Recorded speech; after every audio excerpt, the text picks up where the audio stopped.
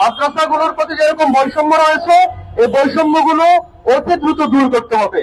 ইসলামী শিক্ষার ব্যাপারে দরদি এবং যোগ্য শিক্ষকদেরকে মাদ্রাসাগুলোতে নিয়োগদান নিশ্চিত করতে হবে। মাদ্রাসা শিক্ষকদের প্রশিক্ষণের জন্য জেলায় জেলায় মাদ্রাসা শিক্ষক প্রশিক্ষণ ইনস্টিটিউট তৈরি করতে হবে এবং প্রতিটা জেলায় সরকারি মাদ্রাসা এনশিওর করতে হবে এবং সরকারি মাদ্রাসাগুলোর মান এনশিওর করতে হবে।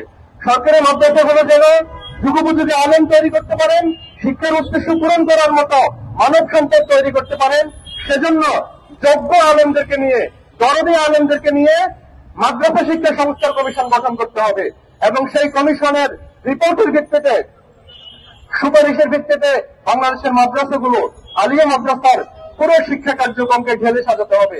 আমরা মনে করি যদি সরকার এটা ভালোভাবে করতে সক্ষম হয় তাহলে আলিয়া মাদ্রাসার এখনকার যে সংকট, এই সংকট দূর হতে পারে। আর এটা আসলে মন চাইলে করলাম, মন চাইলে না করলাম, এরকম কোনো ব্যাপার নয়।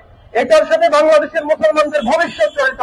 কারণ আমরা জানি হিন্দুত্ববাদী ভারতের পেটের ভিতরে বাংলাদেশ সৃষ্টির পেছনের মূল কারণ হচ্ছে এই ভূখণ্ডের ম্যাক্সিমাম মানুষ হচ্ছে মুসলিম। যদি এদেশের মানুষের মুসলিম সত্তা দুর্বল হয়ে যায়, বাংলাদেশের স্বাধীনতা সার্বভৌমত্ব হুমকির মধ্যে পড়বে। বাংলাদেশের স্বাধীনতা সার্বভৌমত্বকে যদি অক্ষুণ্ণ রাখতে হয় তাহলে বাংলাদেশের মানুষের মুসলিম সত্তাকে শক্তিশালী করতে হবে, বাংলাদেশের ইসলামী শিক্ষা ব্যবস্থাকে শক্তিশালী করতে হবে। সঙ্গত কারণেই আলিয়া মাদ্রাসার শিক্ষা কার্যক্রমে এখন যে সংকটগুলো রয়েছে, এই সংকটগুলো গুরুত্ব সহকারে দূর করে এই মাদ্রাসাগুলো যেন যোগ্য আলেম তৈরি করতে পারে এবং যুগের চাহিদার আলোকে মানব সম্পদ তৈরি করতে পারে, সেরকম কার্যকর ব্যবস্থা করতে হবে। এর পক্ষ থেকে কিছু দাবি দাবা নিয়ে প্রেস ক্লাবে এসে উপস্থিত হয়েছি। আপনারা জানেন ইতিপূর্বে আমাদের সকল বক্তারা বক্তব্য দিয়ে গিয়েছেন, যে কোনো জাতির উন্নতির অন্যতম একটা প্যারামিটার হলো সে জাতির শিক্ষা ব্যবস্থা। যে জাতির শিক্ষা ব্যবস্থা যত সুন্দর, যত সমৃদ্ধ, যত স্বচ্ছ, সে জাতি উন্নতির দিক দিয়ে তত বেশি সামনের দিকে অবস্থান করে। কিন্তু আমরা দেখতে পাই যে বাংলাদেশে যেখানে শিক্ষার্থীদের মধ্যে প্রায় 5 ভাগের 1 ভাগ হলো আলিয়া মাদ্রাসায় পড়ে, আপনারা দেখেছেন যে আলিয়া মাদ্রাসার ইবতেদায়ী থেকে শুরু করে কামিল পর্যন্ত প্রত্যেকটা জায়গা বঞ্চনা এবং জুলুমের উপর প্রতিষ্ঠিত। আমরা দেখতে পাচ্ছি একজন প্রাইমারি স্কুলের শিক্ষকদেরকে আমরা তাদের কাছে পড়েছি, আমরা তাদেরকে সম্মান করি।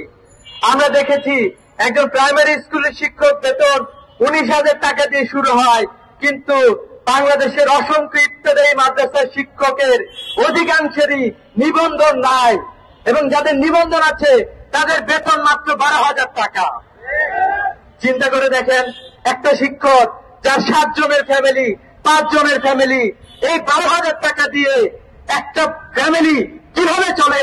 আমাদের শিক্ষকদেরকে আমরা কোনোভাবে মর্যাদার আসলে সমাসীন করতে পারি না। আমরা দেখতে পাচ্ছি যে শিক্ষা খাতে বরাদ্দ যেভাবে কম, আমাদের বক্তারা বলে গিয়েছেন গত অর্থ বছরে 1.65% শিক্ষা ব্যবস্থায় বরাদ্দ ছিল। এর মধ্যে আমরা দেখেছি যে প্রাইমারি স্কুলে প্রায় 38,000 কোটি টাকা বরাদ্দ রয়েছে, যেখানে ইবতেদায়ী, দাখিল, আলিম অথবা 12 ক্লাস পর্যন্ত কারিগরি শিক্ষা ব্যবস্থা সব মিলায় বরাদ্দ মাত্র 11,000 কোটি টাকা। এত এত শিক্ষা, এত এত শিক্ষার্থী যাদেরকে আমরা সমৃদ্ধভাবে গড়ে তোলা উচিত ছিল, কিন্তু এখানে আমরা দেখতে পাচ্ছি যে সবার অবহেলা এবং বঞ্চনার শিকার হচ্ছে। আজকে যদি আমরা একটি সুন্দর মাদ্রাসা ব্যবস্থা, শিক্ষা ব্যবস্থা গড়ে তুলতে পারতাম, আমরা দেখতাম যে মাদ্রাসায় শিক্ষার্থীর হার বেড়ে যাইত। এবং আপনারা দেখেন বাংলাদেশে যে অর্থনীতি দাঁড়িয়ে রয়েছে, সে অর্থনীতির একটা বড় অংশ দাঁড়িয়ে রয়েছে আমাদের যারা প্রবাসে অবস্থান করে তাদের রেমিটেন্সের মাধ্যমে। আমাদের রেমিটেন্স আয়ের প্রায় 60% শ্রমিকরা বসবাস করে আরবি ভাষাভাষী দেশগুলোতে। এরপরে রেমিটেন্স যেটা আসে এটা প্রায় 40% এই সকল দেশগুলো থেকে আসে। কিন্তু আমরা দেখতেছি যে এখানে আমাদের কোনো প্রজেক্টের কোনো প্ল্যান নাই, এই শিক্ষার্থীদের নিয়ে কোনো পরিকল্পনাও নাই। আমরা যেভাবে চেয়েছিলাম যে ইতিপূর্বে আমরা দেখেছি মাদ্রাসা শিক্ষা ব্যবস্থা শিক্ষার্থীরা নানাভাবে বঞ্চনার শিকার হলেও তারা কিন্তু তাদের যোগ্যতা তারা প্রকাশ করেছে। আপনারা দেখবেন যে প্রতি বছরে ঢাকা বিশ্ববিদ্যালয়ে ক্ষয়নীট এবং ক্ষয়নীট ভর্তি পরীক্ষায় এই মাদ্রাসার শিক্ষার্থীরা প্রথম স্থান অধিকার করে। আমরা দেখেছি মেডিকেলে ভর্তি পরীক্ষায় মাদ্রাসা শিক্ষার্থীদেরকে প্রথম হতে দেখেছি। এত বঞ্চনা, এত নিপীড়ন, এত জুলুমের পরেও যে শিক্ষার্থীরা সর্বোচ্চ বিদ্যাপীঠে চান্স পেতে পারে, আমি বিশ্বাস করি আমাদের রাষ্ট্র ব্যবস্থা যদি তাদের অধিকারকে নিশ্চিত করতে পারে, তারা পুরো পৃথিবীতে নেতৃত্ব দিতে পারবে ইনশাআল্লাহ। আমরা দেখেছি আমাদের মাদ্রাসার শিক্ষার্থীরা মধ্যপ্রাচ্যের অসংখ্য বিশ্ববিদ্যালয়ে পড়াশোনা করছে। শুধু মাদ্রাসায় পড়ুয়ারা আমেরিকার বিভিন্ন বিশ্ববিদ্যালয়ে তারা পিএইচডি ডিগ্রি পর্যন্ত অর্জন করেছে। কিন্তু আমরা দেখছি যে আমাদের মাদ্রাসা শিক্ষা ব্যবস্থাদের নিয়ে আমাদের সরকারের কোনো প্ল্যান নাই, কোনো পরিকল্পনা নাই। মাদ্রাসা শিক্ষার্থীদের উন্নয়নের জন্য শক্তিশালী কোনো ইনস্টিটিউট নাই, যে শক্তিশালী ইনস্টিটিউটটা এখানে গুরুত্বপূর্ণ অবদান রাখবে। মাদ্রাসায় কারা পড়ে? আমরাই পড়ি, আমাদের ভাইরাই পড়ে, আমাদের বোনেরাই পড়ে। আমাদের 5 ভাগের 1 ভাগ শিক্ষার্থী মাদ্রাসায় পড়তেছে, শুধুমাত্র আলিয়া মাদ্রাসায় পড়তেছে। তাদের যদি উন্নয়ন আমরা না ঘটাইতে পারি, আমরা বলতেছি যে আমরা একটা বৈষম্য মুক্ত বাংলাদেশে অবস্থান করতেছি, তাহলে কি আমরা বৈষম্য মুক্ত বাংলাদেশে অবস্থান করতে পারবো? একটি বৈষম্য মুক্ত বাংলাদেশ করতে পারবো? এই জন্য ইসলামী ছাত্র শিবির, এই ফ্যাসিস্ট সরকার আমাদের শিক্ষা ব্যবস্থাকে ধ্বংস করছে। প্রত্যেকটা ক্লাসে এসএসসি এইচএসসি প্রশ্নপত্র ফাঁস করছে।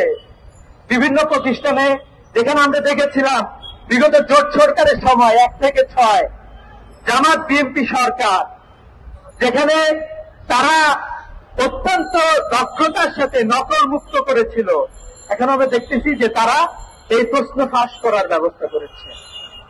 এরপরে তারা নকলের আবারও দেখতে পাচ্ছি অনেক শিক্ষা প্রতিষ্ঠান নকল শুরু হয়ে গিয়েছে।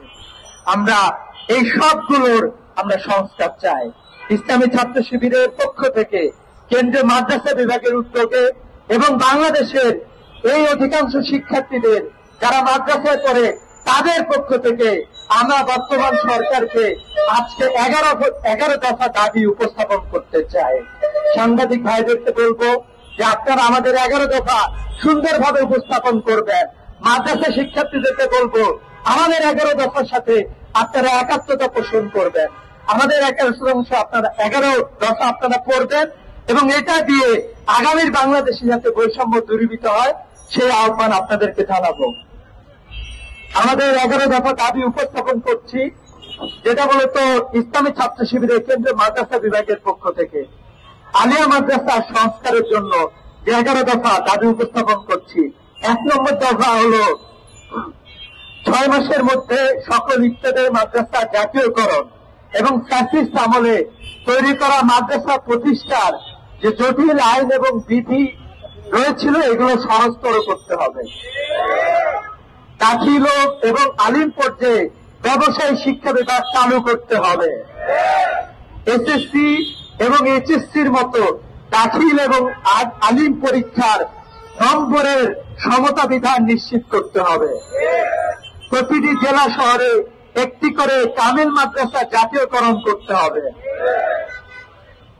ফাজিল ও কামিল পর্যায়ে নিয়মিত শ্রেণীকক্ষে পাঠদান নিশ্চিত করতে হবে এবং শ্রেণীকক্ষে উপস্থিতির উপর ভিত্তি করে চূড়ান্ত পরীক্ষায় নম্বর নির্ধারণ করতে হবে। পরীক্ষার ফলাফল প্রকাশের 3 মাসের মধ্যে প্রতিষ্ঠানের কাছে সনদ হস্তান্তর করতে হবে। সকল ফাজিল ও কামিল পরীক্ষায় অনার্স কোর্স চালু, সেশন জট নিরসন, যুগোপযোগী সিলেবাস, নকল মুক্ত পরীক্ষা এবং উত্তরপত্রের সঠিক মূল্যায়ন নিশ্চিত করতে হবে। অনার্স পর্যায়ে দ্রুত বিষয়ভিত্তিক শিক্ষক নিয়োগ করতে হবে। এনসিআরসিএ এর প্রিলিমিনারি সিলেবাসে মাদ্রাসা শিক্ষার সংশ্লিষ্ট বিষয় অন্তর্ভুক্ত করতে হবে।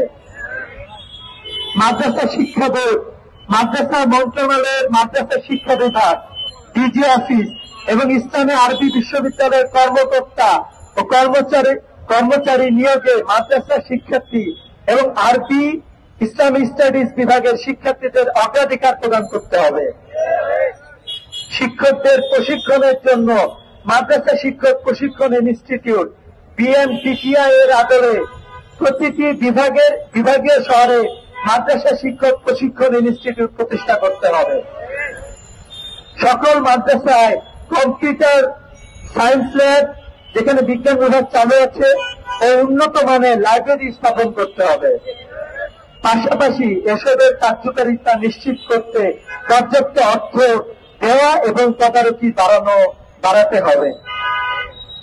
ইসলামী আরবি বিশ্ববিদ্যালয়ে উচ্চতর সিলেবাস সেল গঠন এবং বাজেট দেয়া, উচ্চতর গবেষণা সেল গঠন এবং বাজেট বরাদ্দ দেয়া এবং জেলা পর্যায়ে আরবি ভাষা কোর্স চালু করতে হবে।